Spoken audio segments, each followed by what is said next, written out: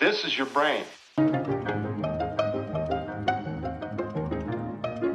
This is your brain on drugs. Hey, we've started recording. No, we're recording. This is it. This is the podcast, people. We are good at introductions, man. We are fucking sweet at introductions. So I think I stay for the introductions. Oh yeah, we're pros, man. We're professionals. I don't care for introductions too much. Okay, yeah. Well, fuck them. We don't need introductions anyway. Yeah, Right? We'll just get straight into the fucking meat of the podcast. I get cold. I'm gonna get a jacket. You get a jacket, man. Yeah. So I think for this podcast we're going to be talking about eels. Eels. Yeah, eels. That's See? That's what we talked about. That's what I was thinking. When I think eels. Yeah. Eels. We'll just say the word eels a lot. Yeah. Eels. So how was the gig? What gig did you go to before we started? Oh yeah. Okay. Well, we already have started, so that's nice. Oh yeah. But before we started with eels, what gig did you go to? I went to see the Screaming Eagles. The script. The Screaming Eagles. What do you say? The script. Not the script. Not the script. Screaming Eagles, yeah. That's Chris Fry's band. It is, yeah, it is. Oh, shout out to Screaming Eagles. Yo, shout out to the Eagles. Have they got a Twitter account? Probably. At what? I don't know. At the script. Yeah, at the script. They go, great gig in Belfast tonight, guys. To be like, what the fuck? Screaming Eagles. Yeah. Okay. So yeah, the gig was good. Is that the end of that? Were you driving? I was driving, yeah. No eels. No, but I was waiting until I got home so I could drink an eel on the podcast and we could discuss eels. It would be a cool little thing. What's your rule? How many beers? What's your rule before driving? You're allowed one. Oh, you went down. It used to be a bit more than one. It used to be one. Oh, I used to be one. Yeah, that's right. It was one. And now it's one. It used to be one, and now I bumped it to one. I think one is safe, but I think maybe in the future I'll like push it up to one. You know, I think that probably works. One is enough, I think. No, it's good that you've analyzed the number and reevaluated what's suitable. Yeah, it's really easy to remember. It's one, so that's how you remember. You know, how many beers am I allowed? Oh, that's right, one. So that's how you remember. Well, we're going to talk about eels. We could stay on the topic. We can just go where we want to go. Because at the moment, I'm not sure that mood where I'm just going to go, this one tastes nice. And then it's going to be like, what do you think? I think it tastes nice too. I kind of actually like that Brewdog had more of a kick. Well, I had Brewdog tonight. Remember that Brewdog I sent you a picture of? Yeah. It's like Ghost Chip, only a little bit more of a kick, as Darren said, a bit stronger. Oh yeah. Yeah. So if you ever want to try something a bit different, but on the same page, go for that Brewdog. Okay. Well, I tell you what, I got this. What have I got? It's like Californian steam beer. I got it out of Tesco's, right? And it tastes a little bit like Ghost Ship, but it's like got a milder taste to it, like a milder aftertaste. And it's a little bit stronger. I think it's like 4.7%. Ooh. And what's Ghost Ship? Was it 4.3? 4.5. Okay, well there you go. So I think this stuff goes down like easier than Ghost Ship. It's nice. It's really nice. I like the whole idea of Ghost Ship. You know, it's a pale ale. It's nice. It's nice and light. It reminds me of like Pirates of the Caribbean or something. You know. Yeah, I love the name, man. That's perfect. It is the cool thing about ale. It seems to be like there's a variety of flavors, but it's the sort of effort to put in, well, to the design as well, to sort of give it a bit of a difference. Like, I think you can get like some really, really random ones. Like Ghost is pretty cool, but I think there's some really. Yeah, like Goose Island with a picture of a goose in front of it. Yeah. So I want to try the Goose Island. It's supposed to be nice. Yeah, but there's really strange. Yeah, like really fucked up. Yeah. Like out there. Like, you know, it is like. Something more random you can actually come up with your head. Think, well, if you could name an eel, what would you name? Yeah. There you go. What's it called? Perfect. Let's run with this. What a toasty little topic that was. I'm gonna raise a toast to that. Yeah. What was it? That was very good. That was fly, man. That was sweet. And we invite anybody out there that's listening. I'm sure it was dropped off immensely, but if anyone's still out there on the Ghost Ship, they come up with the name of their own eel, what would it be? That's a very good topic. Oh yeah. Okay, let's run with that then. What do you guys think? What would you call your ale? This is like similar like what your porno name be? Yeah. What's the rules for that? What's What's the rules for the porno one? You have to think of a code that like does it for eels. Your porn drinking eel name be? Smooth. Yeah. Yours be smooth? Possibly. Because then you know what you're getting when you drink it. Like, what's up here? Oh, it's smooth. Oh, it is smooth. It's smooth, alright. And then you drink it and you go, that is the harshest drink I've... It's like 98% proof. That's so harsh. It's not smooth at all. And then I'm like, smooth. She knows what she's getting when she's got smooth in her hand. Oh, yeah. I don't know what that means. This is going down the wrong direction. Okay, well, yeah. You know. I'm afraid to make comments. No, I don't know. I would maybe I'd probably overanalyze it. I'd probably try and see what's in the beer. I would look at all the ingredients and try and base off the ingredients. But it'd be much better if you just come up with something completely and totally random. Why would you base it off the ingredients? I don't know. Your beer would be like hops and barley and water. I'm trying to be too I don't know. It seems to be an animal and an object. Yeah. It seems to be a good an object. That seems donkey. That's the animal. Donkey. Is this a team one, right? Team one, we've got donkey. Guys is throwing in donkey. What's an object to go with donkey? Purple? The purple donkey. The purple donkey. That's pretty good. If we could throw in another word. The purple donkey. Exploding purple donkey. Exploding purple is a flavour explosion, man. Oh yeah. We go like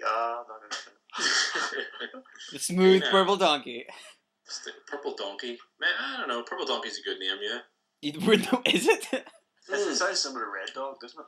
Yeah. Red Dog, Purple Donkey. Purple Donkey sounds much better than Red Dog, though. Yeah. Fuck Red Hashtag Dog. Purple Donkey. Purple Donkey's pretty fly, man. Red Dog, is it still around? I think so. Although it's been a while since I drank it. It's been a long time. Red Dog was the original. I remember drinking Red Dog back in Nam. Yeah, man, I remember that. Back in Nam? Yeah, those were good times, watching out for all the Charlies in the trees. And drinking your Red Dogs in the trees. Oh yeah, but we never got a water slide though. Red Dog, if I remember correctly, was a twisty cap. Yeah, everybody got really excited about that. Yeah, everyone, yeah. Oh, Red Dogs and twisty caps, no need for lighters or fucking bottle openers. That's why I used to drink Miller, because teeth was the... Miller came in twist off caps, and I'm like, this is perfect when you're drunk, because when you're drunk. All those beers are piss though, aren't they? Miller is really good if you chill it. Like if you properly chill it, it's beautiful. Yeah, man. In a bottle, it's beautiful. I've tried it warm, it's rotten warm, but actually I have tried it chilled. It is pretty nice chilled. It is so much. It's so different though, because when it's warm, it is horrible. But when you chill it, it totally changes the flavor. It is so much nicer out of a bottle as well, not out of a pint. It's got to be a bottle. Spoiled, though, when you try like these eels are so good. You're almost like spoiled. And then going back to like... I think the eels is you can enjoy them more as like single quantities. I don't know if I could drink ghost ship. That's exactly it, man. Yes, might be citrus in it and stuff. Like I think it would just be too rich. I started really liking, love is a strong term, like the Budweiser lime, Bud Lime. Yeah. And I can get a 6-pack, a nice cool 6-pack of Bud Light Lime. Purple Donkey Love. It's cool. Purple Donkey Love. He's got lots of love in the Purple Donkey. Purple Donkey Love. That could be a sub brand. I'm annoyed that I haven't thought of a name quicker. Yeah, it needs to be quick fire, just random shit. Purple Donkey could be like the main brand, and you could have like different offshoots. I think Purple Donkey Love should be like a fashion branch of Purple Donkey. You know, for women. Purple Donkey Love. For the girl you love, get her a Purple Donkey shit. You know. Fuck it, nothing's come to mind. Come on, Dylan, you better have put two words together. Oh, okay. Oh, are we not sticking with Purple Donkey? Purple Donkey is pretty good. That was Purple Donkey's like the brand. Okay. There's conflict already. It hasn't started off good. I would give mine. Purple Donkey Love actually is a really great name. I wonder why we're picking Donkey. I don't know, because you said Donkey and then we just... Yeah, you said Donkey, man. You said Donkey and then you said that's the animal. We're going with Donkey. You love that condensation just on the bottle. Oh, it's so cold. Let's see. So smooth. Watch it, so smooth. I like this podcast the most. This was my favorite so far. Yes, you rascal. We should just get drunk and do them. This is what we should do. Yeah, it makes more sense. It's more enjoyable for us, I think. Yeah, it's more enjoyable for the listener than it is too, I think. Because, Yeah. like, whenever There you are usually- no listeners, man. Nobody listens to this shit. they usually don't talk about. They usually Don't be so down. I know. How could I be It's like down this- when I'm this drinking out of this podcast. new Purple Donkey beer? How could I ever be down? I'm so happy now I've got my Purple Donkey beer. Everybody, go out and buy Purple Donkey beer right now. It's the best. I absolutely love Brewdog. It's actually called Brewdog Punk IPA. Oh, I had that. Yeah, Punk beer. Yeah, it's lovely. What do you both think? I thought it was pretty nice. It was like a sharper version. Yeah. It's pretty much it's like a sharper. It is. Yeah, man. Definitely felt the kick of it. I felt like it. Yeah, Connor was like fucking singing and stuff about and stuff and saying he said he loved me and I like still the guys that loved him and stuff up Yeah. there. You do that anyway, though. No, but not as much. Like it was this proper love. was brought to the surface. Yeah, it was like proper. It was proper purple donkey love. If any, like, Oh, the Purple Donkey love. That's Oh. the good love. that's what it's all about. That's what this round is all about. It's all about the Purple Donkey love. Yeah, Yeah. I gotcha. I dig. I'm hip. It's annoyed that I'm annoyed that I just can't. Nothing's coming to me. Nothing cool. I got one for you, Connor. Yeah, does it? Scarf Dog. No, it can't be something dog. We've already got. Look Brewdog, at your you know. your fucking avatar, Scarf Dog. Oh, Scarf Dog. Scarf Dog. Scarf Dog. He's wearing sunglasses and he mixes nice beer. Scarf Dog. It's perfect, Scarf man. Dog. That's awesome. Ah, sorry. You don't like Scarf Dog? Uh, Not a big fan of the Scarf Dog? don't know. Just with dog, and I think dog's just too predictable. Too A certain breed of dog. certain breed of dog. Okay, what about Scarf Blowfish? Scarf, Rottweiler. Yeah, no, Scarf. We'll scrap the dog. We'll not go with dog. We'll Scarf Hamster. I just like the idea of a really camp Rottweiler. Scarf bite, you Emu. Bark bite. Scarf Mosquito. Bark bite. Barf Bite. No, bark bite. Bark Bite? I think it's a Barf Bite. I'm like, No, that's a bark. horrible name for anything. Bark bite. Bark Bite. Bark bite. That alright. That explain yourself, young man. It's doesn't need to explain. I think you do. Bark, Bark bite, bite, bark because bite if you explains bark, you itself. don't bite, and if you bite, you're not barking. So you need to explain yourself. Its bite is better than its bark. No, I'm not buying it. Bark Purple bite. Donkey, I'd buy. Bark Bite, I'm not buying that. No, bark bite sounds shit. Actually, after purple donkey sounds so much better. Yeah, Let's doesn't just say- it? let's We just say fucking nailed it. Let's just say Lemur. lemur. Yeah. The lazy lemur. lazy lemur. Even that's good. Shit. You think? Man, we're good at this, man. We are very good at coming up with beer names. Well, I'm not, but We are. Lazy lemur for that night you're just winding. the lazy lemur. I'm just having a few lazy lemurs. Oh, Yeah, Yeah, perfect, what's it isn't it? That's a really good one. yeah, just having a few lazy lemurs tonight. Oof.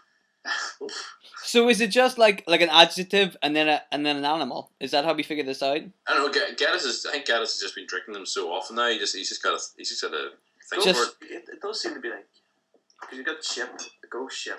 You know what I mean? A ghost Yeah, ship. it's Yeah. like a describing word and then an animal of some kind, or that's how we do it. You had the crafty old hen. the crafty old hen. That crafty old hen, man. You don't want to mess with her. I thought that name was brilliant. The crafty old. What was it like? It was really nice. It was similar to Hobgoblin. It was like a sort of ruby sort of ale. So it's a bit more sort of malty. There's the crafty hen and there's the old speckled hen. Yeah. There's quite a few out like that seem to like be very suspicious of these hens. There's too many hens, man. It's the same with the dogs. We got to stay away from the hens. But we have that lazy lemur. I just hit it. Lazy lemur. That is good. Oh, That is good. it's a tasty little name there. Yeah, that's hard to beat. Although I do like Purple Donkey. Like at the beginning, I wasn't sold on it, but now it sounds natural. It sounds right. You know what I mean? I almost think our name should be Purple Donkey. What? Like instead of oranges are the villains, You want to rename this podcast Purple Donkey? Purple Donkey. What's wrong with oranges are the villains? I don't know. Is orange is the villain? Like, that's the Yeah, thing. but oranges are the villain. I'm not so sure they are. I think they are. I mean, I have seen oranges like outside my house wearing a big trench coat with a knife, and they kind of like look at me. You know, like they haven't actually killed me yet, but you know they're up to something. And I'm like, I'm pretty sure oranges are the villain. It's pretty scary when you think about it, isn't it? Yeah. I mean, I don't want to have to leave my house now because the oranges are outside. I don't know what they're going to do to me. You know? So I've acknowledged that they are the villains. So I'm pretty sure they're the villains, yeah. They're my villain anyway. So I don't know about you guys. You guys probably get on pretty well with the oranges, but man, I don't know what it is, but the oranges hate me. Well, what did just off topic? Shoot. What did the Screaming Eagles play tonight? Oh, that was a good Wow. sound effect there. Wow. That was a big laugh and a gulp. Yeah, and I was like, yeah, okay. I don't know why. I should have expected that. I didn't, but I should have. Holy shit. The Screaming Eagles, they played songs, mostly the ones that they wrote. Yeah, so I thought they were like mix it up and I don't know. They did a couple of covers. They did Immigrant Song. I mean, like, just like go off the track altogether, just not sing song. Yeah, still singing songs. Or... Well, here's the thing. Like halfway through the second song, the guitar and the vocals cut out, so it was just drum and bass. And I'm like, this is awesome. And then this vocals came back and like, ugh. It was something new, We asked for the money back. I should have. I'm gonna go back there now. In fact, screw the podcast. I'm going back to Belfast. Although I probably shouldn't now, because I've had 2 eels, and that's too many. 2 is too many. What percentage? Like 4.7. No, but Dylan, I've seen you drink. No, you haven't. Don't you slander me in this podcast, man. I've seen you drink like 5.2. No, you haven't. Times 2. You've never seen me drink anything. I don't drink when I'm around you. Mm-hmm. I'm like a camel. You remember that there thing? I'm pretty sure it was me and you shared it during the World Cup time. They had that massive. Remember that the front bar were doing that massive thing of Coors? Yeah. Do you remember? Yeah. Was that you that I had that with? It was like a massive thing, and you got to pour your own pints. Yeah, we did get it, but we were with other people though. Yeah, that was revolutionary. That was awesome, wasn't it? That was cool. Because it was far cheaper than if you actually it worked out a lot cheaper than if you actually bought whatever amount of pints that equal up to. Yeah, it was, and we got to pour our own pints, so we felt all like sophisticated and like proper humans. Yeah, and you feel like it's not like contaminated because you poured it. Yeah, well, I didn't. This is definitely contaminated because I poured it. Yeah, well, I suppose then again as well, someone pours that massive. Yeah, that's true. They can easily contaminate that.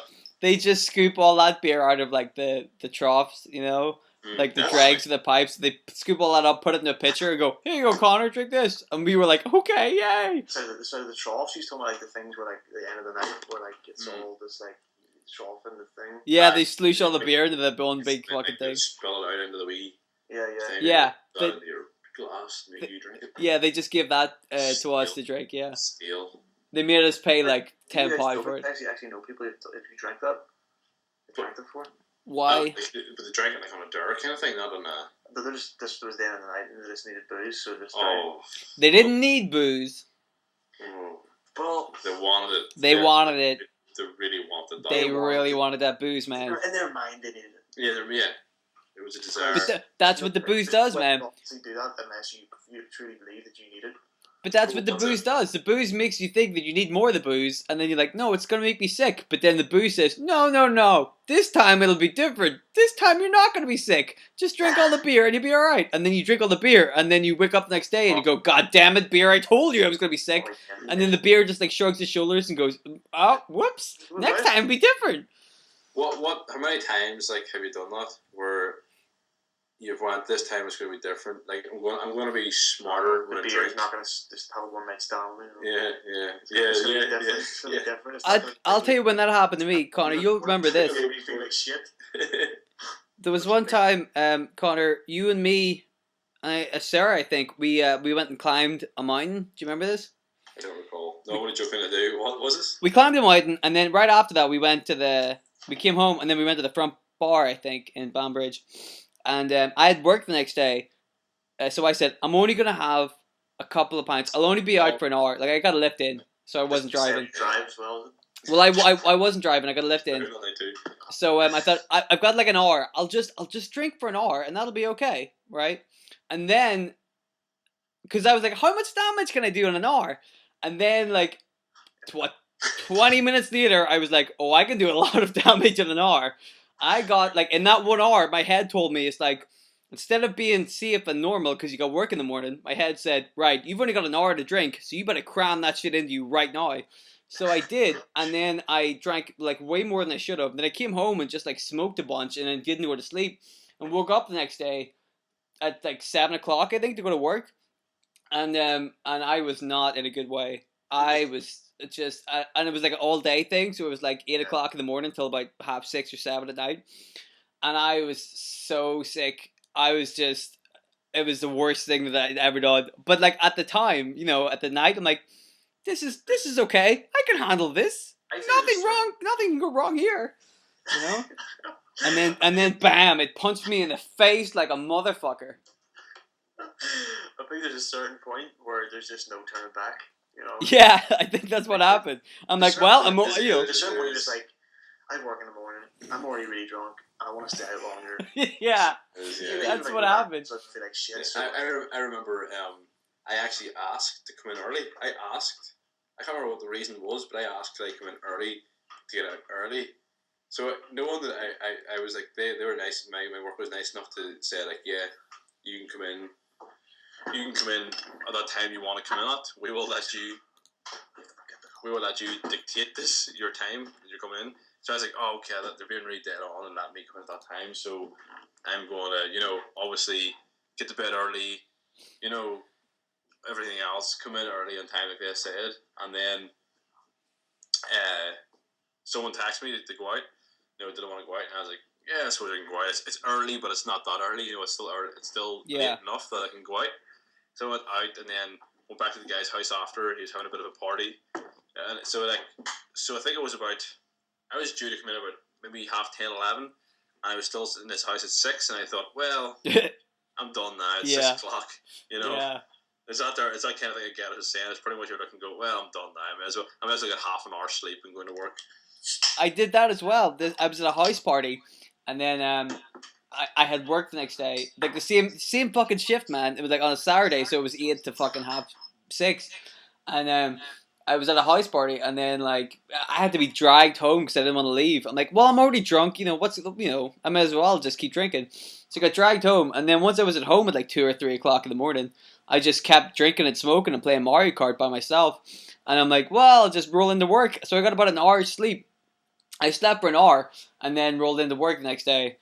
And that was like the stupidest thing I'd ever done in my life. That you felt like you was a boss, though.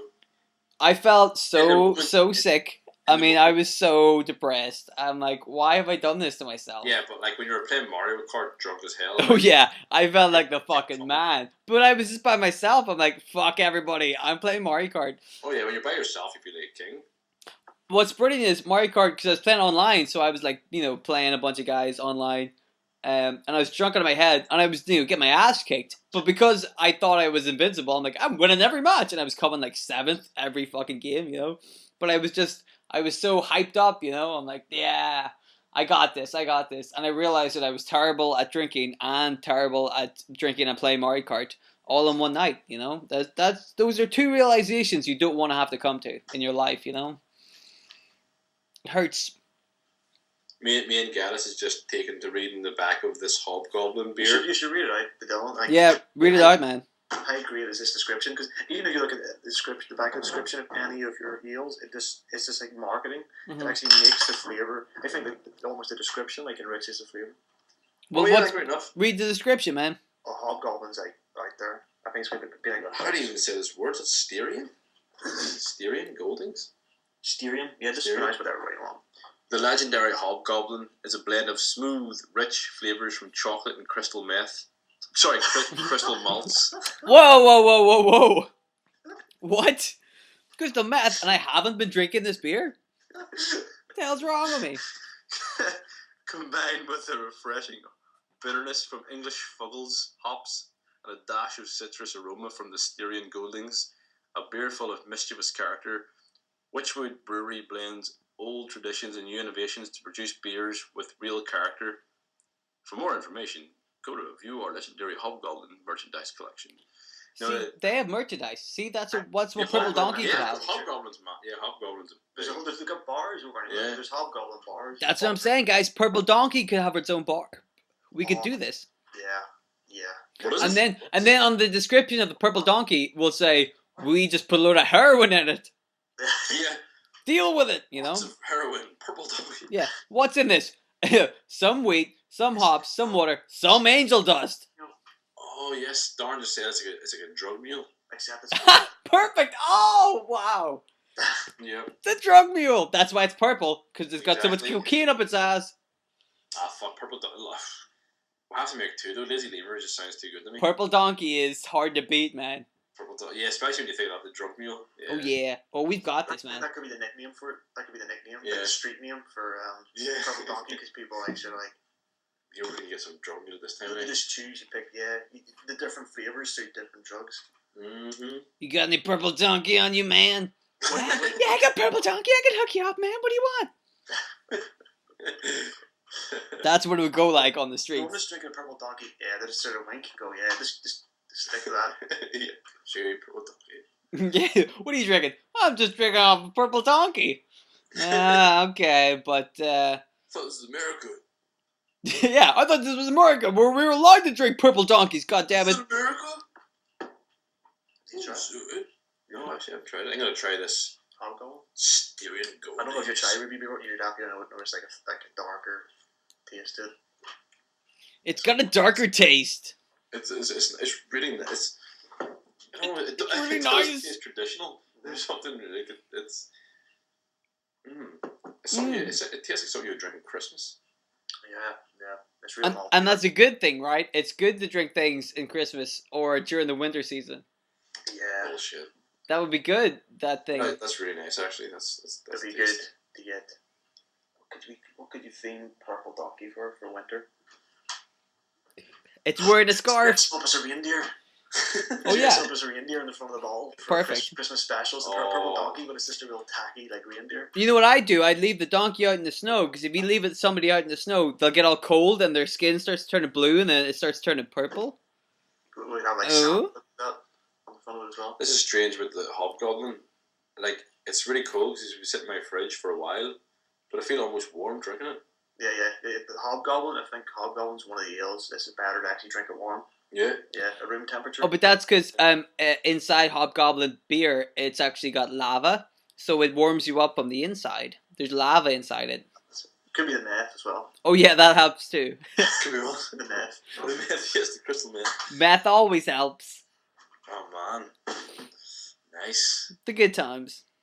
Yeah. But no, Hobgoblin know their merchandising. You know, like I'm definitely very tempted to buy a T-shirt already. Yeah. Yeah. We can do that, man. I'll make us like purple donkey t-shirts.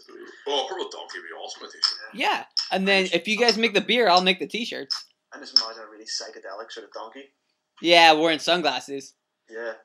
That's a purple t-shirt, like a hippie purple and t-shirt. he's playing basketball I on always the imagine moon. The bar would look sort of really, I don't know, tacky. I don't know what the word for it is. Like the purple donkey would be like a neon lights, sort of flashing outside. Nice. Purple lights, like Purple- big bright. Purple donkey. lights, purple donkey. Fuck, it sounds like something like you would see, like in. People walk past me in some sort of, I don't know, Yeah, like dodgy strip club. or Yeah, something. yeah. Well, we could just brand it. We could like open up a bunch of strip clubs and call them the Purple Donkey. Yeah, it's just a bunch of guys with beards going like, yes, I like the purple donkey. The strip clubs sell purple donkey. Yeah, perfect. And we only sell Purple Donkey like T-shirts and stuff, you know. Purple Yeah. Donkey beer coasters, Purple was similar- Donkey was it- insurance. We call it Sopranos, is the Bada Bing. I never watched the Sopranos. There's a strip club, I think, in the Sopranos called Bada Bada Bing. Bing. Bada Bing. That's a nice name. Bada You Bing. watched The Sopranos. You Bada totally. Bing. You seen Sopranos yet? I've seen the first season. This is the first. There's loads of seasons. I seen the first season and then I watched the last episode. Ah, Straight to the point. you're one of them people like me. No, well, no. Channel 4 was showing like the last season, so I caught up like the 4 or 5 episodes of the last 4 or 5, and then I saw the very last one, and it's really good. Yeah, I watched the last episode of Lost, and I don't remember watching a full episode ever, apart from the last episode. Was never a big fan of Lost, man. Didn't like Lost. You never liked it? No. It already spoiled. Like, I was planning watching it, and then, like, I sort of guessed, because people were talking about it. So many people talked about it and spoiled it. It was the most spoiled show ever, I think, Lost. Because everybody was talking about it, because there was so many, like, sort of mystery behind it, everybody was trying to find out what was going on. I think, like, most of the people, like, guessed that you know, there was almost like, I don't know what happened, like maybe got leaked or something, but everybody's sort of giving shit away, and I was like, there's no point in me watching this now. It seemed like the whole appeal of the show was to like mystery and not know what was going on, because so many people were sort of throwing out fucking shit. You know what I mean? What's going on? By the time I decided to watch it, it already finished. And I was like, oh, I knew it would be that. I knew it would be that there. I knew that was the ending. And I was like, well, there's not much point in me watching this now. Nice. Okay, so since we're talking about eels, right? I'm gonna tell you this story. Did you guys ever know that one time I went to America, and I was in Portland, Oregon, and if you guys like beer, you want to go to that place, man. It's just full of beer. Like they brew their own beer, so like every bar you go into has a different lineup of beers. They give you a menu that's just full of beers, you know. So you get the and so you can do like a proper pub crawl. If you do a pub crawl here, you just go from bar to bar and you just end up drinking the same shit. In Portland, you go to bar and you like almost guaranteed a different beer every time. It is brilliant. If you guys like your beers, you want to go there, man. To Brooklyn? Portland. Yes, I said. You said Brickland. That's important. You said Brickland. It's on tape, dude.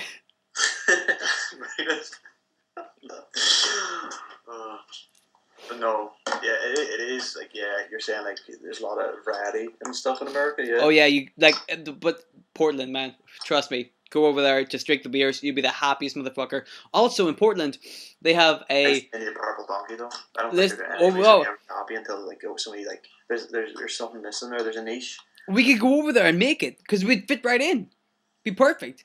It would. Also, whenever if you go to Portland, there is a cinema there, and in the cinema you can drink beer and eat food. Like they will bring you like pizza in the cinema. Bring your purple donkey. Exactly, man. I was sitting drinking a pint, eating a pizza while watching a film. I'm like, why don't we have this where I live? This is amazing. This is the best thing that's ever happened to my in my entire life, which was a little depressing, I suppose, but you know, it was awesome, man. But that's what else we could do. We'll make a cinema where you can drink Purple Donkey beer and then eat pizza. That's it. Oh shit! Yeah. That's it, man. That's the moneymaker. Pizza's awesome. Like Mhm. pizza, just in general, is just an amazing invention. Supposedly, like who invented pizza? Was it really the Italians that invented it? Probably, yeah. Just okay. Well, I like how skeptical you are. You're like, the Italians say they invented pizza, but they probably didn't invent pizza. I'm like, it's The Italians probably invented like a fancy version of pizza, and then like somebody went, oh, you know, I think it's one of those foods that you would assume is made by them, but it actually. well, no. I think Italy made like the basic pizza, and then America took the pizza that, hey, I liked your pizza idea, but we're gonna put fucking shitloads of stuff on it and make it really awesome. Like in Italy, it's very basic. It's like cheese and tomato and spinach, I think, or some kind of green on top of it. And that's pretty much like their The pizza. Italians are gonna be so disgusted with you. Who would? Yeah. They're like, oh, pizza is a nice, healthy pizza. I'm not saying their pizza's bad. I like their pizza, but what I'm saying is, if you go to America, it's like giant pizzas with everything on top of it. They took that idea and said, I like it. Let's Americanize it. Let's make it twice as big and then put everything on it. Kill you. Yeah, we're trying to kill you with pizza. That's a good way to go, man. Oh fuck! Pizza's amazing. Mm-hmm. It's the one thing that if somebody says they hate pizza, you should be very suspicious. And I have met a few people, and I've actually been like dumbfounded that they're like, they don't like pizza. I'm like, not even a plain cheese pizza or pepperoni pizza. I'm like, right, your plain cheese pizza, you know, right? But then it turns out they don't like cheese, like melted cheese. I used to work at Domino's in Uri, and I used to have to deliver pizzas where people would order. They'd order and say, I don't want cheese. So it would just be like a pizza with tomato sauce on it, and then like pepperoni. And you're like, the pizza looks naked. It's not right, man. It's not right. And I'd have to deliver it to people's house and go, you freak. What's wrong with you? We should. Pervert. You just call him a pizza pervert. If you don't like, we should call this podcast the Naked Pizza. but hang on though. If you don't like cheese, don't eat pizza. For pizza. Because like cheese is like half the ingredients for pizza. It's bread and then it's cheese, and that's pretty much a basic pizza. If you don't like cheese, you like just eat something else, man. I just imagine you delivering this pizza, this naked pizza, and then as you're walking away, I'm with a pervert. I said it to his face, man. I'm like, you disgust me. I hope you never have children. That's what I was like. I was harsh, man. All right. Hey, the people have to learn. I gotta Exactly. tell them this stuff. That's the only way they'll learn. But if you want good beers, go to Brooklyn. Portland. Jesus Christ, Connor. Portland. Brooklyn, Oregon. Portland. Say it. Come on. Portland. Brooklyn. Portland. Portland. Brooklyn. Portland? Brooklyn. That's Is there close a word- enough. That'll do. Is there a word you can't pronounce? Oh, it's a word I can't pronounce a lot of words. I'm sure if I look at the bottom of this bottle, there's probably a word I can't pronounce. So maybe, I mean, like, you know what the word is, but you can't pronounce it. What the fuck's this? Like, Conti du mal de Diogi. I don't know what it is. That's a different language. Oh, it's a different language. Oh, I can't pronounce any dude. words. Is this what it's come to? Just us reading like the ingredients of a beer bottle?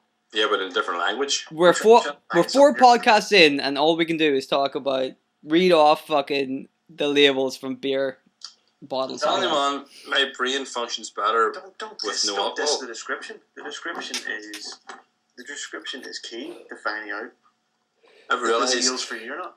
I've realized. Conversations. Malty seems to be a very reoccurring theme amongst. Yeah, but they're made with malts, though. I know, but like malty, yeah, right? Sure. you just got to the point. This beer tastes like hops. What the hell? Multi. That's what's in that shit, you know? It's hoppy. I know. It's shit, you know. The Hoppy Hen. There's one called the Hoppy Hen. Oh, not the hoppy hen. We're not. No, hen. don't pick the hoppy hen. That's not a good name. The old crafty hen. That's how with beards, Dylan. I think Do you like beards? I think you should have the hop before we go. I think you should have the happy hen and just smash it with the old crafty hen. Just go fuck you, happy hen. Hoppy Hen. Fuck Hoppy Hen. No, Hoppy. Hoppy. It's Why happy hen? Hoppy. Happy. No, not the Hoppy. Like it jumps up and down. It hops. Hoppy. This goes back to pronunciation. Yeah, Yeah. Pronunciation. Hoppy. Hoppy. Hoppy. Hoppy. Our accent. Bottom. Our I can't accent. say bottom. Like you have to know. Bottom. Bottom. Human was on for you. Bottom. Human. I can say it. Human. Human. Human. I said Human. human. Human and what's it? Human. Human being. Human being and there's because it's H and U's. It's H and U. So What? like it used to be like as the H and U's. You used to say like instead of human. Oh It's yeah. just H and U. Fumes, Is like like fumes, like car fumes. fuming. Human. Like Okay. I get you now. You're fuming. I would pronounce TH. I get you. Like, you know. Yeah, it's very interesting, isn't it? It is. Why don't we talk more about that, man? Yeah. Fuming. I don't see. I always think that I have a speech impediment, but I don't know if I do because I can't listen to myself. You know. I don't really point it out to people because you see people are fucking assholes. I think people are Oh, fucking assholes. That's not good assholes. Okay. The people that point it out when you're trying to make a like right, you're trying to like make a point. The person could easily just ignore that you've pronounced the word wrong and let you make your point and have a conversation with you. Be like, "Oh, I'm sorry, you know, like you have to say that properly." And just like, Connor can see me, but I just want to like just fucking punch them in the face and go. You made a punching action in the air. Oh, okay. I get you. You really want the People just shouldn't be ignorant. You know what I mean? Because more likely the person who's like said the word wrong is very aware that they cannot pronounce that word. Yeah. You know, and like they're Clearly, though, if they're trying to use the word, they know what it means. yeah, they know what it means. So like the person that points it out is just clearly them being an asshole because they should just be like more interested in having the conversation rather than going, excuse me, no, this is how I pronounce this word. And it's the pronunciation. When people say like, I just try to go tomato, fuck you. Pronunciation doesn't mean jack shit. If you don't understand what I'm saying, fuck up. Oh, them people are out there. Yeah. Them correctors. Oh, I know a few correctors. That's a big hatred of mine. It's like, if the only thing going for you is like English and the general God. language, you know what it's like, right? It's just showing me like, I got it right. you're trying to overcompensate for the rest of your fucking stupidity. It's the grammar Nazis like, oh, spell it this way, spell it that way. And it's like, right, we know you're insecure. But just fucking nobody cares. Fuck off. Yeah. Nice. So what you're saying is people should just be nice more. They should just be nice.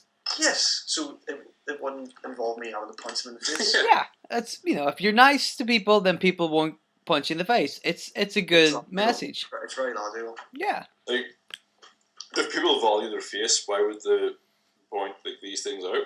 Maybe they don't value their face. Maybe the people who say this have no regard for their face at all. Don't cover the Or face at maybe all. they're stupid, they think they're being smart, but they don't actually realize how stupid they are until they get punched in the face. Yeah, maybe they don't realize that they're about to get punched in the face.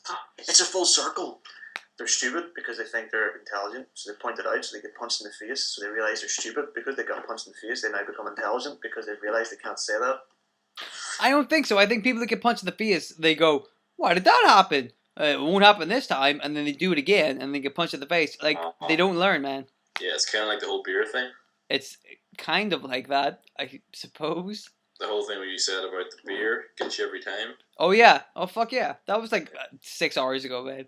No, but I remember. It's like George Carlin saying like you're an idiot. George Carlin made a point of like, you know, when it gets to the stage where like alcohol like it makes you feel like shit and makes you feel horrible, but you still do it. Yeah. That's the point where you have to sort of turn to yourself and go, you're a bit of a fucking idiot. Yeah.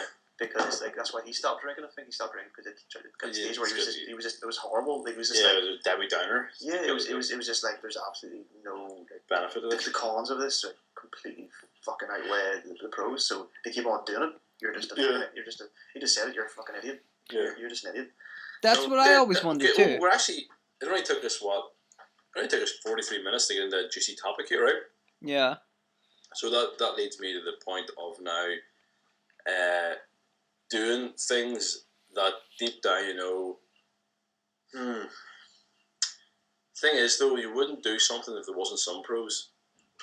Like, well, yeah, but there are pros to drinking. The problem is if you drink too much. Like I always wondered, like why people drink like so much. I think it'd be more specific. The pros of getting drunk rather than drinking, because you are having to be free and relax, and yeah, there is no cons to it because you can't wake up and not be hungover. Yeah.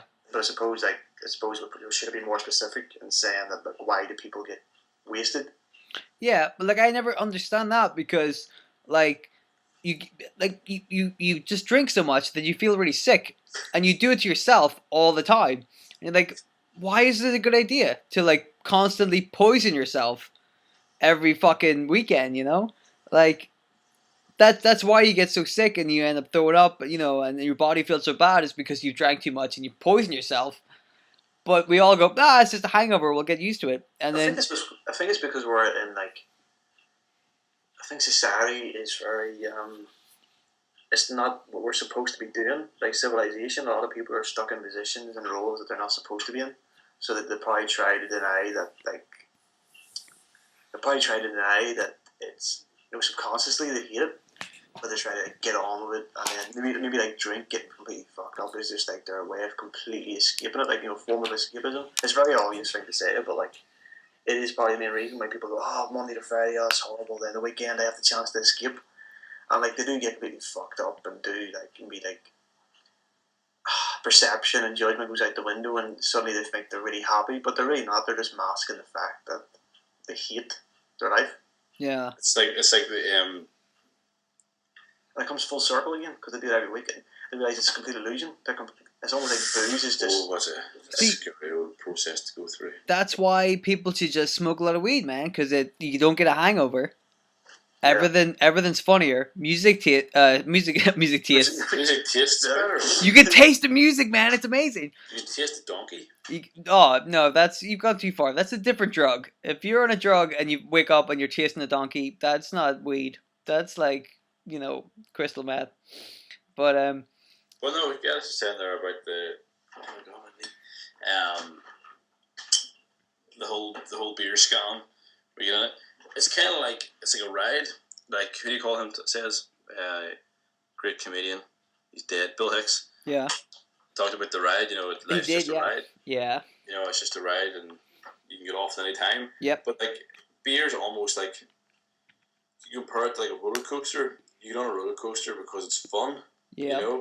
But if you keep going on the same roller coaster all the time, it's gonna like no matter if it's like a wild, crazy ride, you're still going to get kind of bored of it. Yeah.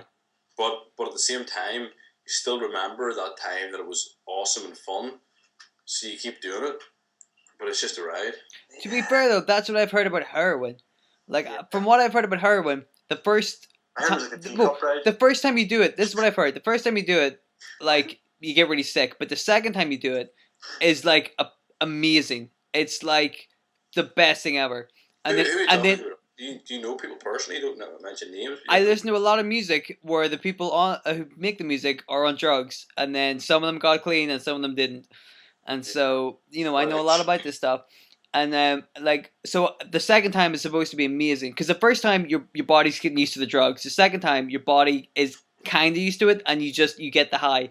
And then every time after the second time is you trying to get the same buzz that you got the second time, and you can't do it, but you keep doing the drugs because you think it was so good that one time I can do it again, and you never do, but you keep going for it. That's kind of like people on nights out. That's why people do probably have so many nights out. Yeah, that's what I think. They're trying to get that buzz back that they got once, and they can't. Like what was awesome because there's no way people can go out every single weekend and enjoy that shit. There's no. Yeah, like hangovers really suck, man. I think it's just people trying to get that buzz back, and they just can't get it. And then eventually, at some point, they go, well. They either become alcoholics trying to chase that buzz again, or they just kind of concede and go, I've drank too much. I can't keep going like this. It's not going to happen. Yeah, I mean, you can go out, don't get me wrong, you can go out every single weekend and have, like, moderate amount of fun, but there's no way you're out every weekend, and every weekend's a stellar weekend, you know what I mean? But, like, people go out every weekend and get absolutely smashed every weekend. It's moderation. Like, you can desensitize yourself from anything, Yeah, moderation is the key word, yeah. I think the body should have just adapts to anything. And exactly, it adapts to anything, yeah. It's the same in that sense with, like, it's a stimulus, you know what I mean? If you're going out every week and you're doing the same shit and you're drinking the same stuff and you're getting fucked up, like, first of all, like you're going to get, like, physiologically you're going to get more immune to the drink, but I think mentally and psychologically you're going to get more immune to the general process, and I get to the stage where you'll just stop enjoying it because it's not fresh anymore. Yeah.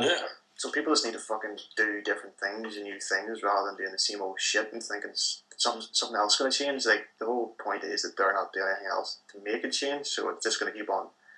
Just expect, you know what I mean? Yeah, man. People can't just do the one drug over and over again. They got to experiment with different drugs till they find the one they like. That's why if you want to really have a lot of fun, you just go fucking straight to heroin. Yeah. Whoa. I don't know about that. I don't know how much fun you have on heroin, but... We need to take a moment here. So somebody here could listen to this podcast. He's had, like, a close friend or a relative that's, like, died of heroin. So I could be, like, complete asshole actually even saying that. So just no offense to anybody. Well, that's a part of life, so whatevs. Yeah. I hope you feel good with that. Imagine, do you know the way, like, you drink, you have a hangover, right? Yeah. Imagine, like, if you talk shit and, like, bash people and, like, just be a shitty person. You wake up and have a hangover from being a shitty person. Well, you do, though, like a conscience. That was interesting. No, but imagine though it actually brought physical pain. Like, hangovers bring pain. That sounds like you're playing God a little bit, and I don't know about that. What do you mean? Like, we should try to, like, put a chip inside people so that whenever they're bad, a big buzzer goes off and it shocks their arms.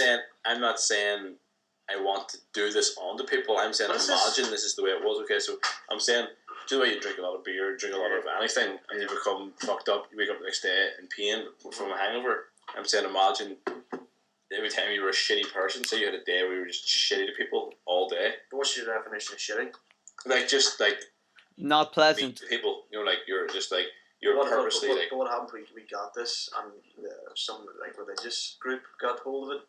What get hold of what? No. I'm not saying also you're implanting something to someone. I'm not saying doing this here. I suppose I'm saying imagine. I think we need shitty people. I'm saying imagine naturally, like, hangovers. I think we need.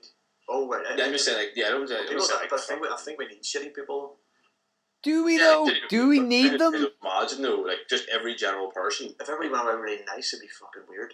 No, but it would be like, better though. Like, super nice and that. Do you know, like? Hi, how are you doing? I'm doing well. Everything's fine. But I'm just saying, imagine this. Imagine, like, if you were just a real asshole to someone. Just like if you drank a load of beer, you wake up with a hangover. Imagine you woke up. And it's not saying you're going to turn into a perfect, pleasant person. I think if you have a conscience, that should already be there. People don't. I know some people don't, but, like, they're just fucking, I don't know. They're broken. Don't worry about those people. They're unfixable. Yeah, they're unfixable. Yeah, but I'm just saying. I think most people. And I'm not saying this. Some people just don't have the balls. Some people just don't have the balls. Some people know when they've been a bad person. Yeah, but they don't have the courage to actually I was in the wrong. I'm sorry. Yeah. So eats them up even more when they realise how much of an asshole they were to different people. So they're already suffering their own way for being a coward. I'm not coming up and like But apologizing. imagine like it was physical pain. I'm not saying like You really want us to imagine this, man. You are I'm not set saying on like this. it'll But you fix can't be the a world. pain if you are shit if you have done some wrong. Like, Yeah, what we're saying is it already exists. There is a thing inside people that tells you not to be bad. Like actually, that shit does have a bad effect on your health. It doesn't hurt as much as hangover though.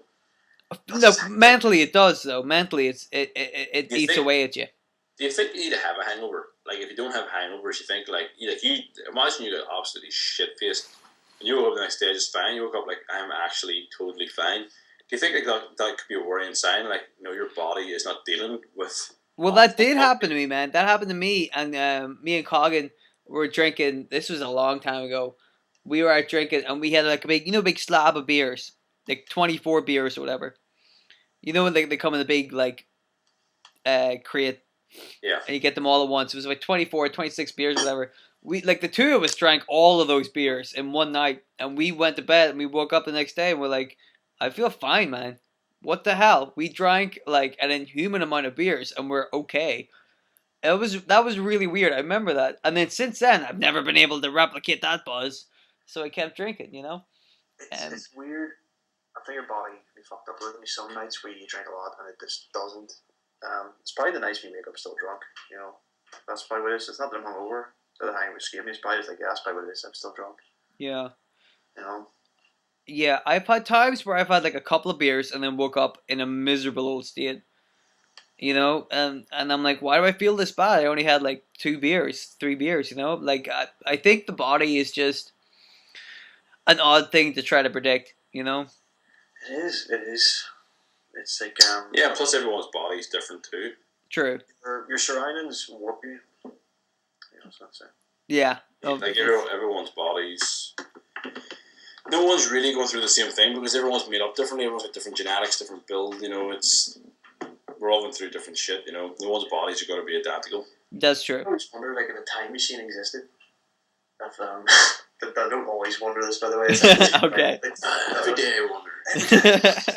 If a time machine existed, because like we've like if you believe in evolution, whatever, like if you were to say to believe in evolution, and we've adapted this to this sort of society, over a certain amount of time and sort of like blend in, the food. Actually, no, I already know the answer to this. Sorry, Okay, that's the answer. Moving on. What is? No, it was like we've adapted to different diseases and different stuff, and just different like ways of speaking and ways of interacting with each other. If you were to get a person from say like I don't know, like pick a good chunk of time, somebody from the past, like a good chunk, like not like 100 years. Romans. Yeah, like you get a Roman, like from there, 'cause like everybody studies them, and you know what they did and stuff. But like, if you plop them into this sort of time period, like right now, just transfer them from there to here, it would be interesting to see. With the like body language, like mannerisms, like mental ways of thinking, posture, like the way they think about things, and be like would it adapt to here, like, or just like. Would they just be completely like, this is completely alien, this is completely fun? They would be like, oh right, you guys do this stuff now. Like you just like, don't even say you guys all, but like don't try to understand. Oh, this is the way this done. Like would they just sort of be like completely indifferent? Would they like actually just like mentally break down and just be like, no, this is just, these are all fucked? They'd have to freak out, man. I think if they came to if a Roman came to now and they saw everybody talking to each other on phones and stuff, they would just, and they saw cars and they saw the giant buildings and they saw the internet, they would just like, their heads would explode. They're like, what the fuck is any of this, man? Yeah, but it would be talking to people. I know like the initial shock would be like, if you did just transfer to a different like time period where everything's different. Like we obviously understand like history, but like if we got thrown into the future and there was loads of stuff, we would be like, what the fuck? Yeah. But like, I mean, for them to even like talk to us as a human being, like would they just sort of go, holy fuck, these are so disconnected. These are all so just like, they'll see us looking at these wee devices and just being like all like socially awkward and stuff, and being like, what is happening to these people? Like you know what I mean? But then what was happening was all the diseases we've become immune to, they'll probably just die within like a week or something, because all these fucking diseases that are about. They haven't like adapted to. But whole point was like I was thinking that physiologically that they haven't adapted to all the diseases.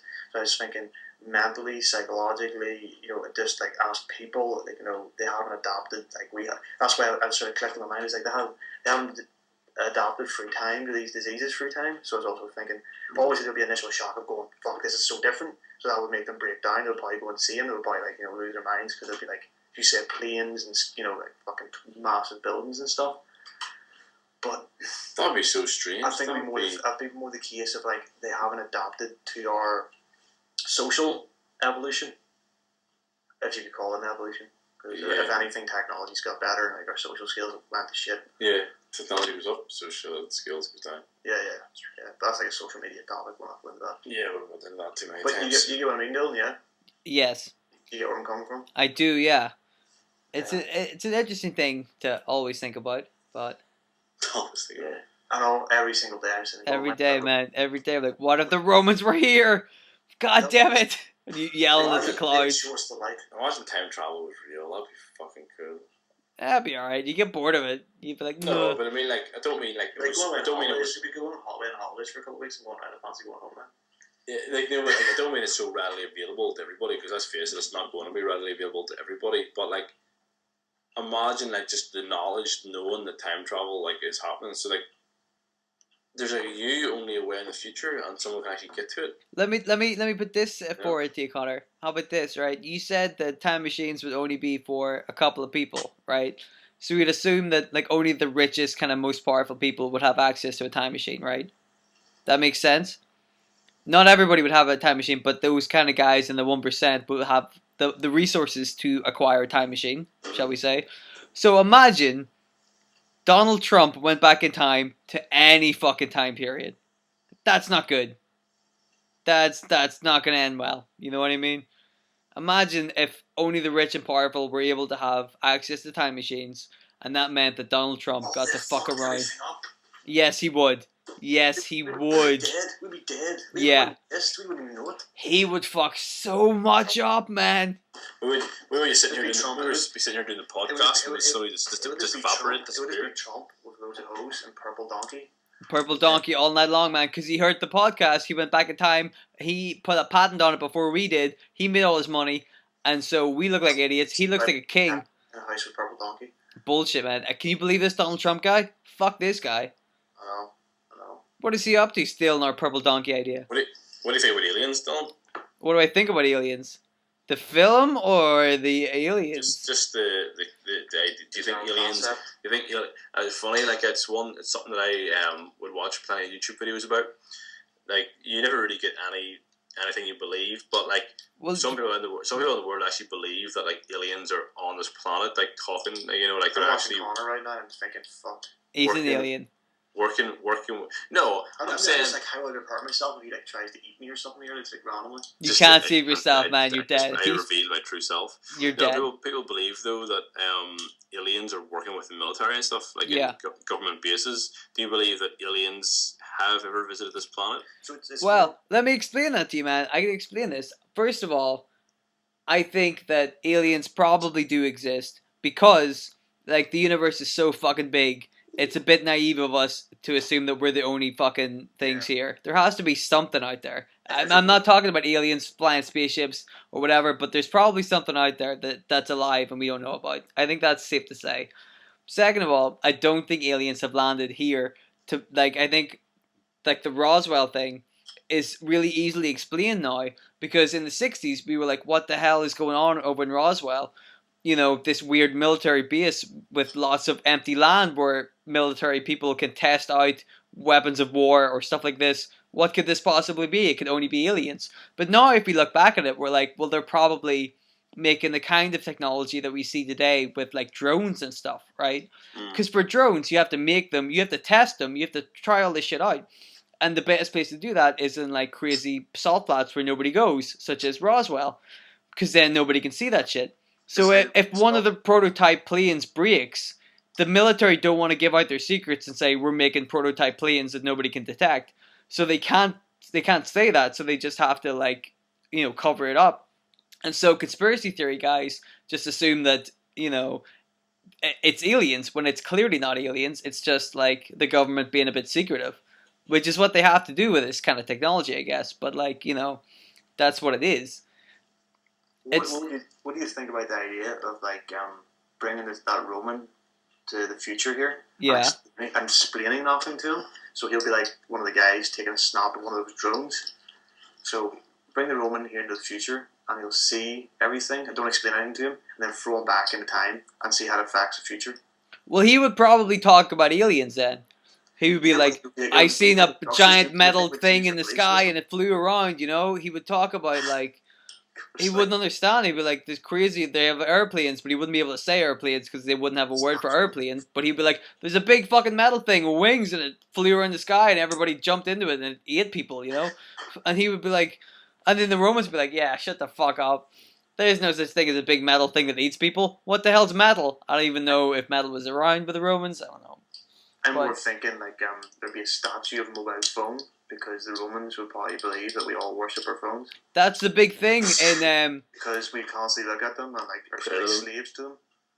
Oh, what do you call that film? What's the name of that film? Space Odyssey with the big fucking, the big monoliths, the big black things. That's it. It's just mobile phones. It's a giant Nokia. That's what it meant, man. Bam! Knock that fucking film wide open. Exactly. It's just the rise of technology. Bam! There it is. Yeah, we're going back into technology. We have to get away from it. It's everywhere, man. It's hard to avoid. Roman didn't care for technology. Now we have put technology. Maybe he couldn't care less. Maybe he looks at there and doesn't even give a shit. Oh no, he'd want an iPhone, man. He would. Obviously, it's probably more. It's probably more a principle, like what's taking priority. Yeah. You wouldn't look at it like as in like, what does this device do? You would go, why? You could see the phrase. You could see us looking at this. Why are people so interested in this device? Why are they so driven by this device? Information is power. And then you'd be like, no, you're a slave. This is your god. What if we gave him? What if we gave him a phone and sent him back in time? We'll find out Lucifer's just a giant computer. Oh, imagine that one. Imagine Lucifer's a giant computer. Imagine we just went and give him a phone and they sent him back and he had what good would that do, man? Who knows? If we give him a phone and send him back in time, he wouldn't be able to call anybody because there'd be no signal. He wouldn't be able to charge his phone because there'd be no batteries. He wouldn't be able to download apps. He wouldn't be able to receive messages. He wouldn't be able to do anything with it. He'd just go, look, here's a piece of metal, and everybody go, great, fucking nice one. That's the same thing as like if a wizard's wand was thrown to us in the future. We don't know how to use it. We can't like. We just go, it's shit, it's full of shit, doesn't do anything. Exactly. So what's the difference between that and throwing a mobile phone back then? They don't have the resources to power to use it. Well, the main difference is a wizard's wand probably doesn't really exist. That's probably the main thing. In the future, though, you don't get a set where you can flew. Not even looking at it, they're not a wizard's wand. It's magic in general, you know what I mean? Because to be quite honest, like a lot of the technology we have now, as soon as like electricity runs out, or maybe like a mass, like not extinction, but maybe like there's a lot of people fucking die and everything gets started over again, and it goes on like the world goes on like 1,000 or 2,000 years into the future, and like all we have is like sort of just leftovers of technology. But there's our descendants have no idea how this technology was used, but they have like pictures and images of it being used and going, holy fuck, that looks insane. Well, I always think about that, like, you know how people would say lies. People would say lies. It never happened. It was just myth. It never was, and. Probably mobile phones are probably better, but it isn't. But I think that's going to be like most technology is going to be like that in the next generation anyway. Because like we already do that with like stuff from the 80s. Stuff from the 80s like fax machines and stuff like that. We're like, what the fuck is this? Who the fuck uses this? So like in like 10 years time or 20 years time, people are going to look back and go, what the hell was a PlayStation? Yeah. They'll be like, what the hell is a Game Boy? They're like, well, CD player? What the fuck's a CD player?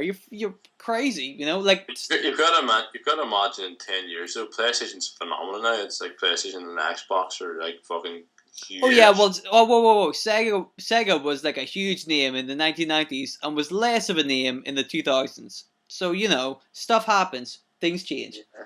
I think that more my case was that like if it came to the future where like all this became redundant and just like we didn't have the power to make everything sort of run and sort of progress as it is, and I've got to the stage where everything we just had to abandon the whole technology.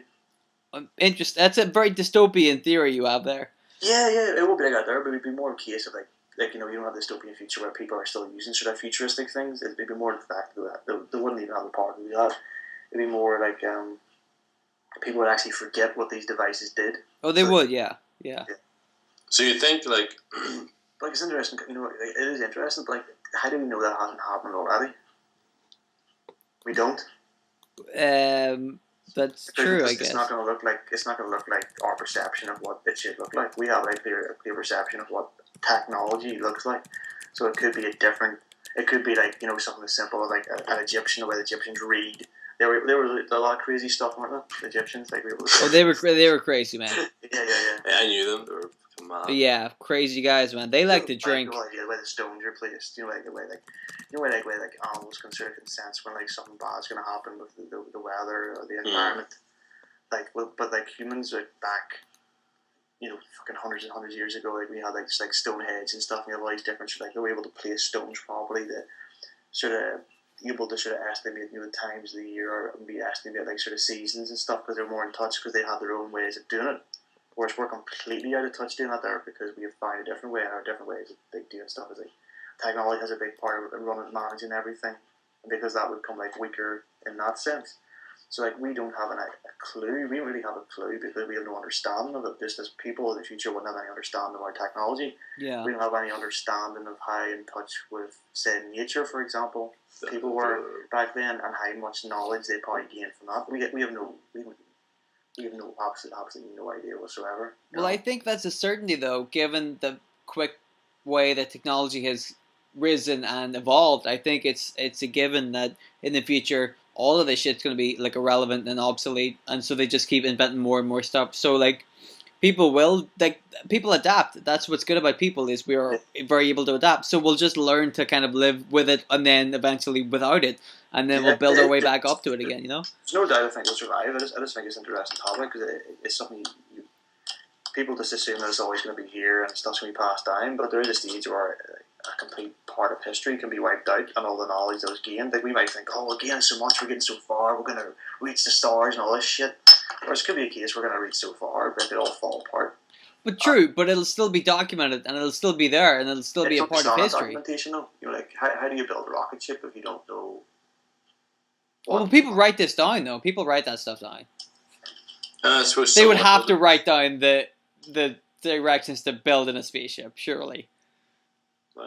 They didn't just accidentally do it. You know, whenever like you go to a bakery and one of the people who works the bakery knows how to make a cake just that perfect way, and you want them to bake your cake for you. It's not the same with a spaceship. I go, yeah, spaceships are good, but we need to get Billy in here to make a spaceship just right. No, I think it's written down so that anybody can build it. Food's always still about, but what happens to the resources to make that sort of technology isn't about for like say 800 years? Yeah, that's true. That's true. Yeah. So what happens isn't about, and people go, well, we can't build spaceships anymore, and generation after generation doesn't really reproduce this. You suppose you're going to have to get some but then you're never going to have the resources to make it again, so you're going to have to find a completely different way of doing it. But that's it, man. People just, I think people are... Dry, I'm just going to rip it dry. It's not even a term, is it? Rip it dry? We're going to suck it dry. We're going to suck this whole energy dry. Like, I think Dylan's point is, like, we're going to adapt and find a different way of doing it. Like, that's like goes back on my topic is, like, I find it interesting, like, there could be stages in the past where people have done amazing things, but we don't know anything about it because we don't understand it.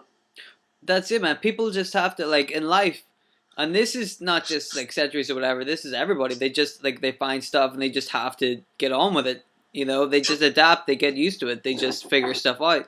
Yeah. And then, like, not every little thing gets written down, but, like, a lot of significant stuff does, and, people just have to get on with it, That's it. You have to be a survivor. Oh, yeah. Something cheesy. Smooth. I just had to say that. It had to be done. Yeah, but no. Yeah. So yeah, yeah. That's that. It's an interesting. I don't like to think wizards are real. Okay. Dennis is not a fan, but you've looked in a bit of Alistair Crowley, haven't you? A wee bit when I was younger. I sort of dug into a lot of... I researched him recently. I dug into a lot of occultism, and cultism is a strange topic.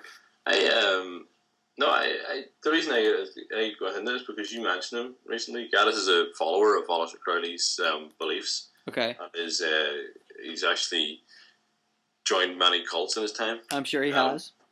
He's still a member of certain cults, but I can't remember what they were. Aren't we all?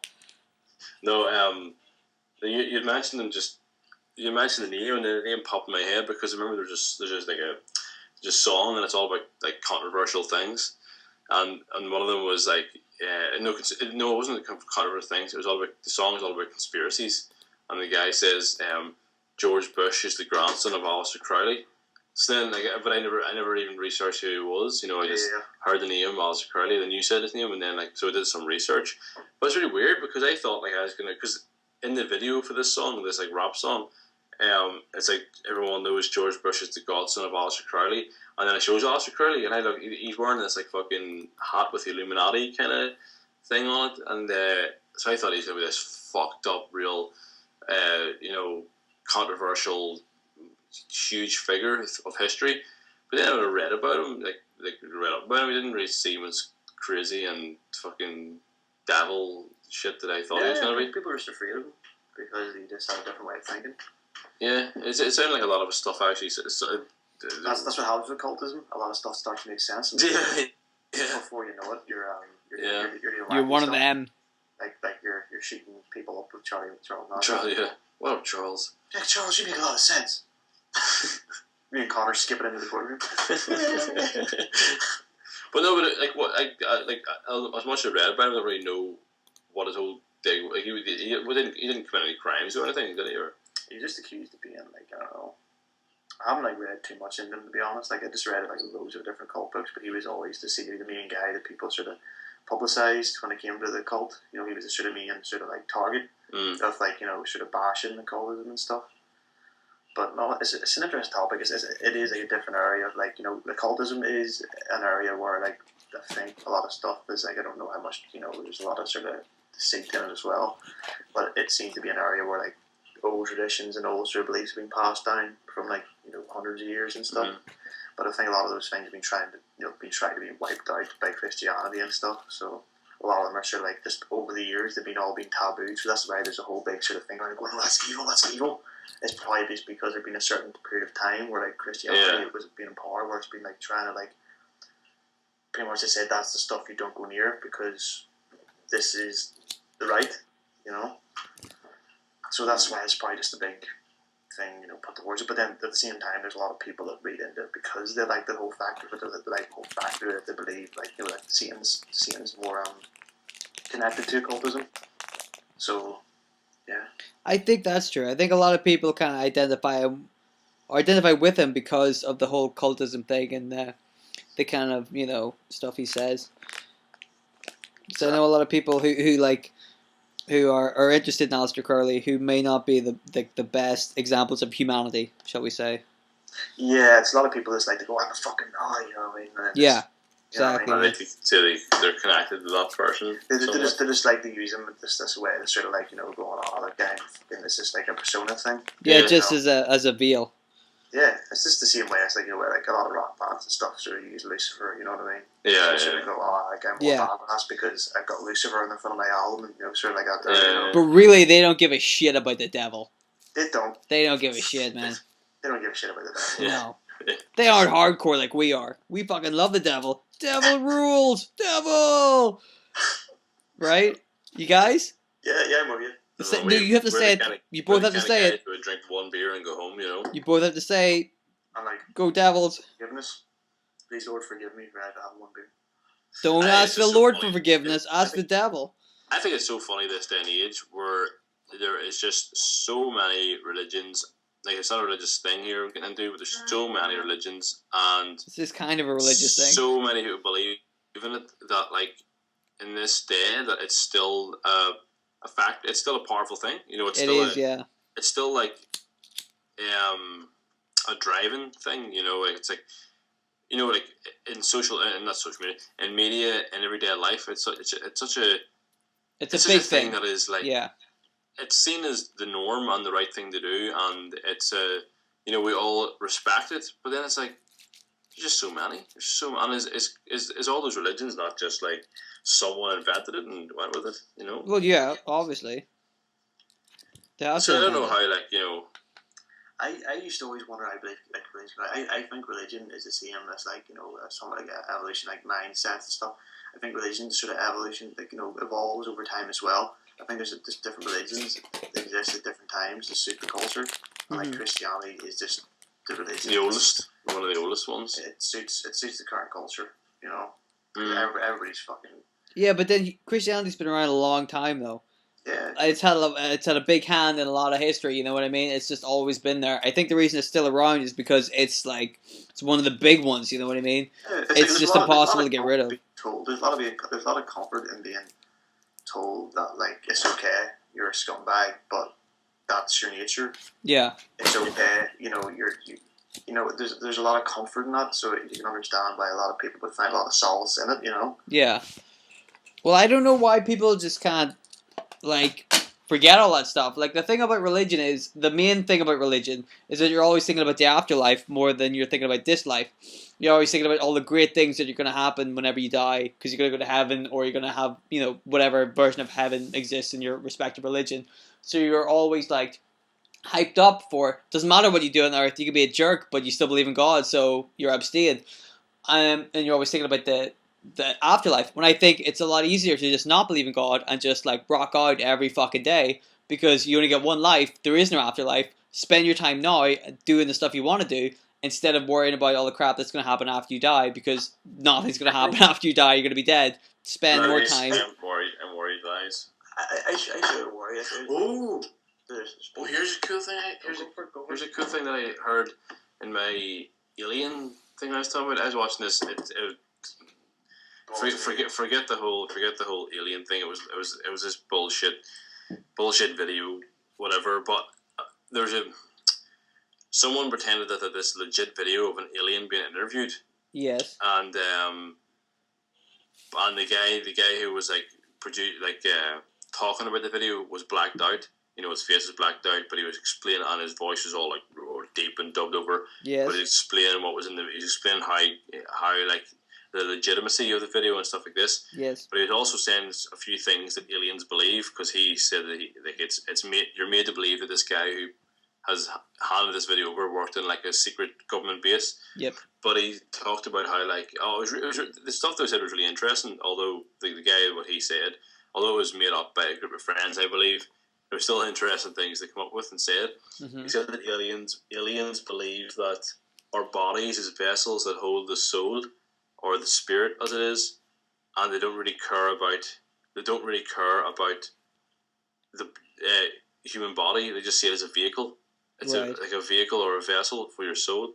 Uh-huh. And how for alien species, death isn't it's not the end. Yes. So I was like, that's pretty awesome thought. How they couldn't care less about our bodies. How we our body is so important, but they're your body is just a vessel, a vehicle driving your soul around. Uh-huh. Well, and that stuck with me. I thought that was a pretty cool thing. I thought I'd bring up. But that's the problem, is that people are so afraid of death. They want the comfort of there being something on the other side. They want to believe that this life is just aliens pretending to be us, and then the afterlife is something better than that. We want to believe that this life sucks, but then after this we'll go to heaven, because then everything will be alright. We're so afraid of life right now that we have to just imagine stuff that's going to happen after we die, and we take comfort in that instead of taking comfort in the fact that we're alive right now and we can do whatever we want. That's what people should do. Are you talking about us? Are we afraid of life? Possibly.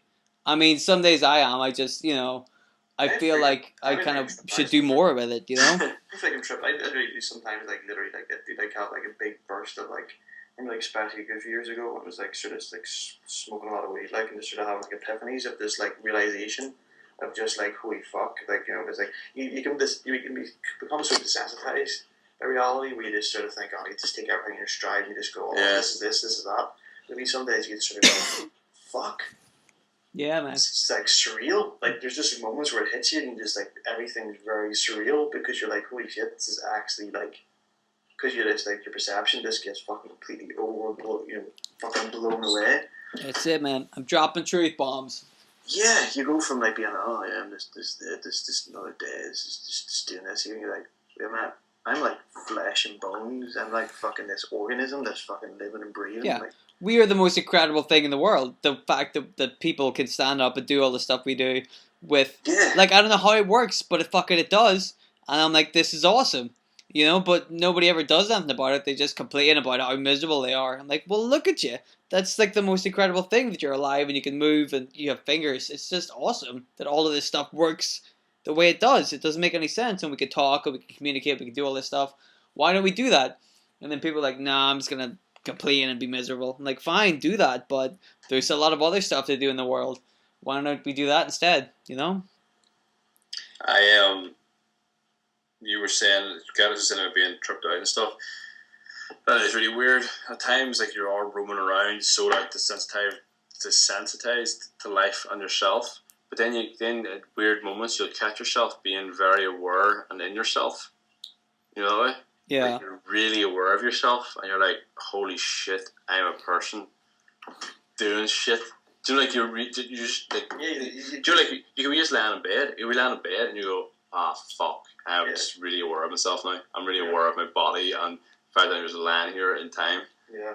You know, it's a trippy feeling. It is pretty insane. Like, I just remember even like I remember like being really aware of it in space. It's strange, especially if like you just take a look up around you, especially if you're outside, look up at the sky and shit, and you just realize how small you are. You know what I mean? Like, you can man.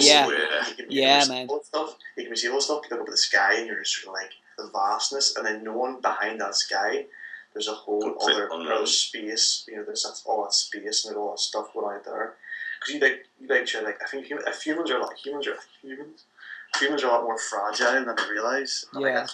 I think our perception like shelters us, and like, you know, like the way it was sort of evolutionized, and it was sort of like have all these different thinking patterns and all these different routines and structure, and we have like wee houses and we have all our like routines and stuff. It's all like built to sort of cradle us. Yeah. It's all built to cradle us, especially our minds. It's built to cradle our minds, because if we didn't have all that, our minds could possibly crack.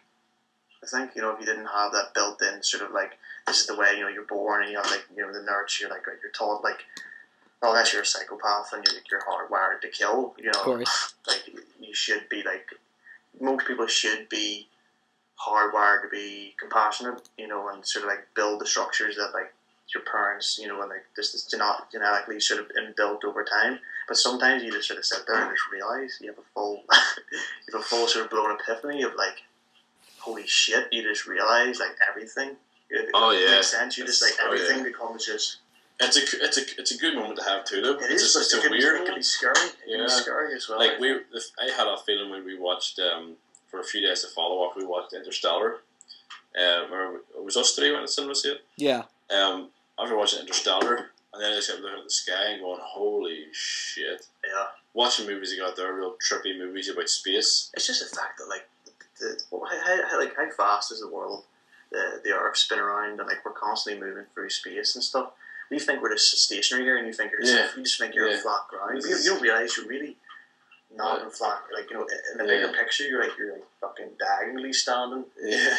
And like, you know, you're flat in your perception of like what your perception is of like distance. Yeah. But really, you're like on the side of this big massive rock. And like, you're going around. Just spinning. And the only reason that's like staying like, you know, in the orbit is because of the position of the sun, the position of the moon, and everything is just perfectly aligned. Yeah. Sometimes a big fucking meteorite comes and just fucking decides fuck off, man. And like, you know. What you could have? I mean, why can't the rock in space is fucking flying? Yeah. So, yeah, you could just scare the shit out of yourself by thinking that way, to be quite honest. There's a stage where, you know, that's thinking the room side of it, you know.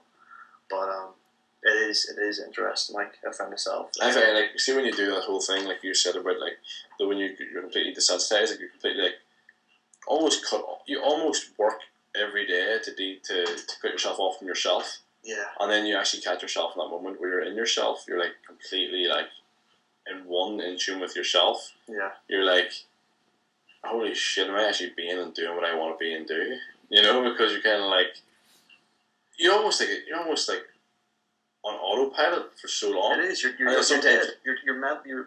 It's like a person, you're just literally just going through you're just letting the whatever's hardwired for your body to do. Your body's just like, right, this is what we do. We go to work this day, we do this, we drink this, we do this. But like mentally, like that's like progression is growing as a person. You're dead. You're just dead. You're just going through the motions, and you can be. It's crazy, you know.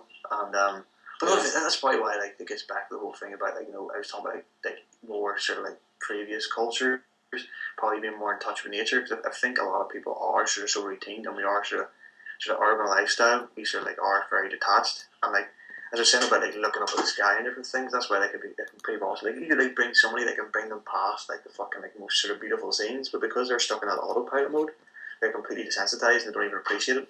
Whereas if you have that moment of epiphany where you're like, fucking hell, like you could actually go out in nature and actually fully sort of go, holy fuck, that's actually nuts, and actually enjoy it. And actually probably like it probably does do you a good, you know, a good bit of good. I think it's a good bit of good. good, really good. Good bit of good. I know, like whenever I walk, Couldn't think of two different words. I do a lot of walking. So then sometimes you just catch yourself in the moment of nature. Again, like I said about how much I love autumn.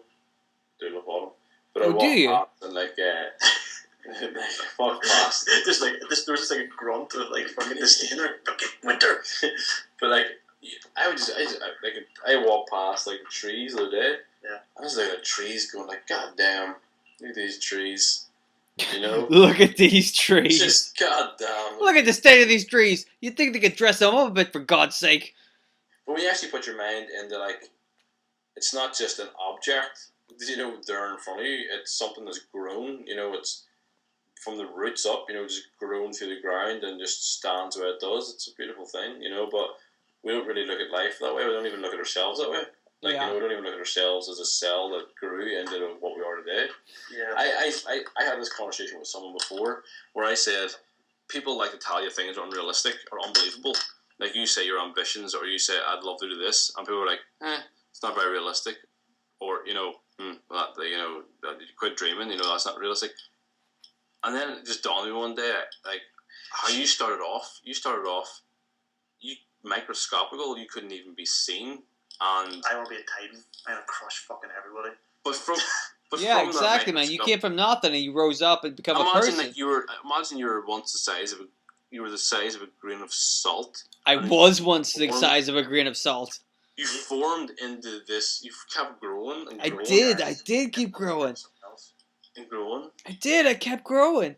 Do you know? And it's like, but like really think, like it would blow your mind if you actually thought about the process of human life. It is crazy, man. You know what I mean? But the thing And is, though, that's- you can't really dwell on that kind of stuff too much, or otherwise you get distracted.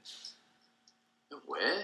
It's good to think about. It's good to appreciate. You have to appreciate that kind of stuff. But yeah, like, you get back to that 9 to 5. Don't appreciate the body.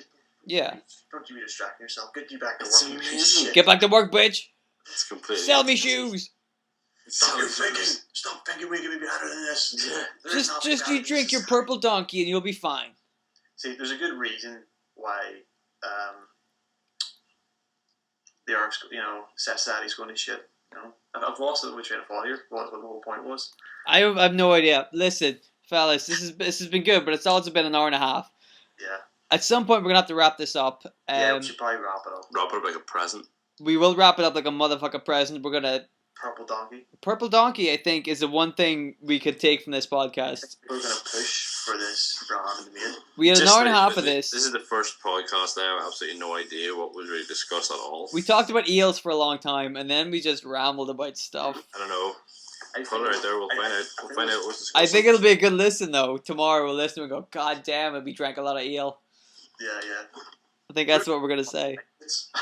Yeah. Where's the This guy. Okay, so will that do for this one? Are you out for a drive?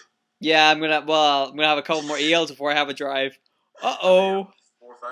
Shouldn't have said that. Oh, listen, kids, always drink one before you drink a drive. That's how you do it, kids. Tell you why you're driving. They can't bust you for the one. What's drive? That's how you do. Okay, so is this the end of the podcast then? Yeah. I guess that's the end. Okay, well, we'll meet back here again next week. Hashtag purple donkey. Hashtag purple donkey, motherfuckers. Yes, sir. Name your eel. Name your eel. Oh yeah, also name your eel. You have to do that. Hashtag name your eel. That's a good Name one. your eel. There's some of these names. Yeah, I can't wait to hear the names, man. Yeah. But you're not gonna beat Purple Donkey though. That's the No. best. Definitely not. Fuck you. Fuck yeah. Okay. Yeah. The end of the podcast is just gonna be 20 minutes of us going yeah. Yeah. Oh yeah. Yeah. Yeah. Yeah. Oh yeah. I just want a hashtag don't drink and drive. Please do. Okay, that'll be the end of it. Don't drink and drive, kids. That's it. See you later.